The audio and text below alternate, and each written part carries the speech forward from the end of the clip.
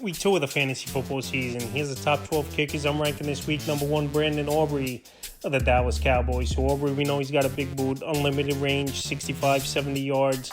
He could kick pretty easily. And this week, good matchup versus the New York Giants with this Cowboy offense. If they play similar to like they did last week, they're going to be in the red zone early and often. And like I said, Aubrey, especially at home in Cowboy Stadium, he's had great career numbers. Number 2, Chris Boswell of the Pittsburgh Steelers. One of the more accurate kickers of all time is Chris Boswell. And last week, a big game winner towards the end with a 60-yard field goal that he could have hit from 65 in that one at the New York Jets in wet conditions. So this week, a matchup versus Seattle where they've been a bend but don't break defense over the last couple seasons in Seattle. And Chris Boswell, it seems like weekly, going back to last season, he's getting double-digit fantasy points. So this week with a decent matchup and a very accurate kicker that gets a lot of opportunities, I like Boswell once again as one of the top options. Number 3, Jake Bates of the Detroit Lions. So this week, a good matchup. Chicago coming to town. This line offense way better at home than it is on the road is Detroit. And Jake Bates, he's got a big boot and he's got good range, 50, 55 yards. So last week, even in a down game for this offense, he had 7 fantasy points. So this week, I think more opportunities and more scoring, it's going to be for Detroit. Number 4, Cameron Dicker of the Los Angeles Chargers. So this offense more aggressive. They looked in week 1, getting down the field a lot, using their 3 wide receiver sets a lot as well.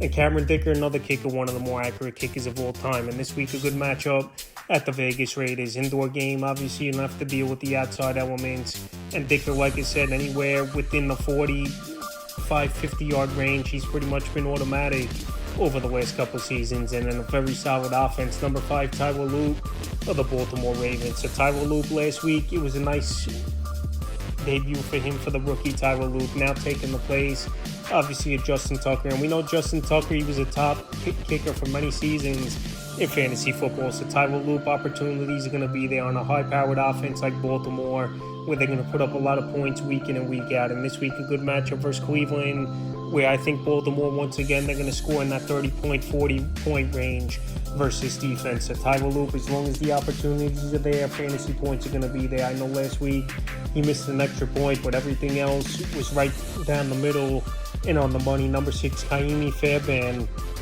of the Houston Texans. So Fairbairn, another kicker last season and this year to start. He's been a double-digit kicker more weeks than not. And this is an offense over there in Houston that's going to stall out a lot this season. They don't have many options in the offense. Nico Collins, obviously the number 1 target. Running room is non-existent right now with Joe Mixon out.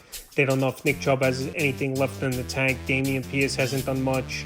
And the rookie Woody Marks. So with all those factors and this team stalling out, even last season were better options on the offense than what they have now. Fairbairn, especially in a game like this, where Tampa Bay puts points on the board, they're going to trot him out there. And it's a home game and an indoor game, which is always a plus. So Fairbairn, as long as he stays healthy, he could be a top 10 kicker, worst case this season. Number 7, Will Lutz of the Denver Broncos. Will Lutz last week was a decent game for him, 8 fantasy points in that one versus the Tennessee Titans. And this week, an indoor game at the Indianapolis Colts. The Colts are a bend but don't break type of defense at home. So with those factors and Will Lutz having a good boot, and especially indoors, not dealing with the outside elements, I think Will Lutz, once again, anywhere from 8 to 10 fantasy points is a good possibility. Number 8, Harrison Butker of the Kansas City Chiefs. So Harrison Butker last week, he did miss an extra point.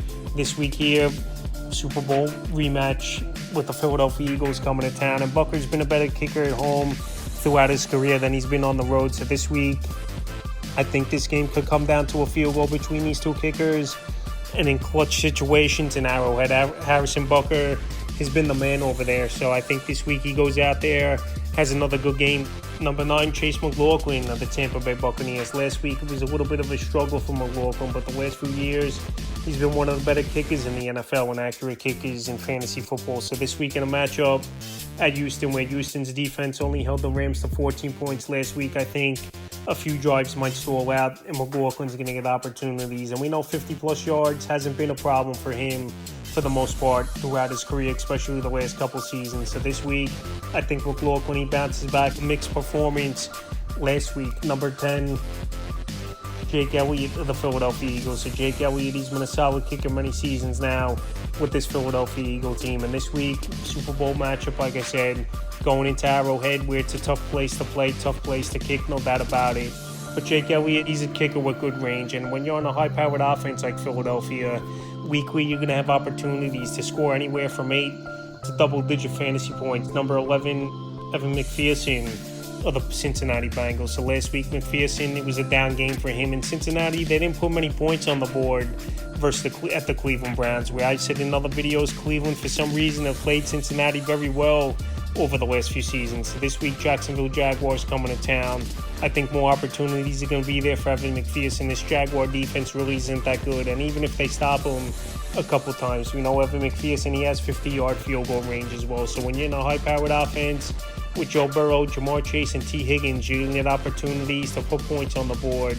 And I like McPherson bouncing back this week as well. And the 12th and final kicker I'm ranking is Cam Little of the Jacksonville Jaguars, staying in the same game. So Cam Little, we know a lot of buzz with that 70-yard field goal in the preseason for Little. Last week was a decent ball game for him. And this Jaguar offense, they got a lot of options as well on it. Brian Thomas Jr., Travis Hunter, Travis Etienne in the backfield, and I think Lawrence could have a bounce-back season this year. So this week in a matchup where they know they got to put points on the board at the Cincinnati Bengals, I think Cam Little could be a top 12 option. So that's the top 12 kickers I'm ranking for week 2 of the fantasy football season.